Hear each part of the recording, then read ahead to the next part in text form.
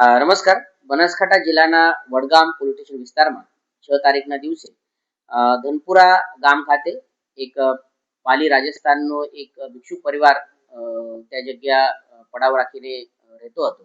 તેના જે નાના બાળકો હતા તેમાંથી એક 4 વર્ષનું જે નાનું બાળક હતું તેઓને ગુનાહિત પ્રવૃત્તિ ધરાવતા એક કિસમે ગાડીમાં આવીને ઉલચાવીને તેઓનું અપહરણ કરીને લઈ ગયા હતા. તે પછી પોલીસને આ બાબતે માહિતી મળ્યા પછી અમે ઓપરેશન દેવનો શરૂઆત કરી. આમાં જે બનાસકાંઠા જિલ્લા પોલીસના વડગામ પોલીસ સ્ટેશન, ડિવિઝન કચેરી દાતા, local crime branch, S O G, parole, આ તમામ અધિકારી અને કર્મચારીને મળીને 7 જેવી ટીમ બનાવવામાં આવી. પ્રથમતા આ જે ગાડી હતી તે ગાડીની જે અમારા પાસે ડિસ્ક્રિપ્શન હતું તે ડિસ્ક્રિપ્શન ધ્યાને રાખીને આગળ પાછળના લગભગ 70 થી 80 જેવા કિલોમીટર વિસ્તારના સીસીટીવી ચેક કરવામાં આવેલ. આ સીસીટીવીના માધ્યમથી ગાડીના ડિટેલ મેળવીને પછી સર્ચ ઓપરેશન હાથમાં ધરવામાં આવેલ. આની ગણતરીના કલાકમાં 4 કલાકમાં આ બાળકને અને આ આરોપીને પકડવામાં આવેલ. બાળકને રિકવર કરીને તેના જે મા પિતા છે તેઓને પણ સોંપવામાં આવેલ છે.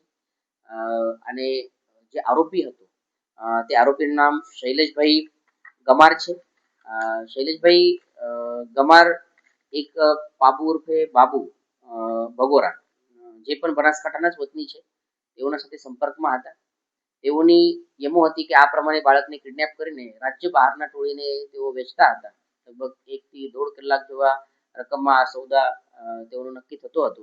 પરંતુ પોલીસના યોગ્ય ઇન્ટરવેન્શનના કારણે તાત્કાલિક અમે બાળકને રિકવર કરી શકે. આના પહેલા પણ આ શૈલેષભાઈ દ્વારા એક નાની બાળકીને 1 મહિના પહેલા 1 લાખ રૂપિયામાં વેચવામાં આવેલ છે. તેઓ બાબતે પણ તપાસ અત્યારે શરૂ છે. તેઓ જે લોકો સાથે સંપર્કમાં હતા રાજ્યના બહાર, તેના બાબતે પણ ઇન્વેસ્ટિગેશનમાં તપાસ શરૂ છે. અને આવનાર સમયમાં જે તપાસ થશે તેમાં હજુ પણ અટકાયત કરવામાં આવશે. અત્યાર સુધી અમે બાળકને રિકવર કરવામાં આવેલ છે અને જે ગાડી છે તેની પણ સીઝર કરવામાં આવેલ છે. આ લોકોની જે એમો હતી તે બાળકને નવજાત બાળકને લઈને અથવા બાળકને કિડનેપ કરીને વેચાણ રાજ્ય બહારના ટોળી સાથે સોદા કરીને કરવામાં આવતો હતો. અને તેના સિવાય જે બાબુ ઉર્ફ બાબુ છે, જે બીજા આરોપી છે, તેઓની પણ અટકાયત કરવામાં આવેલ છે.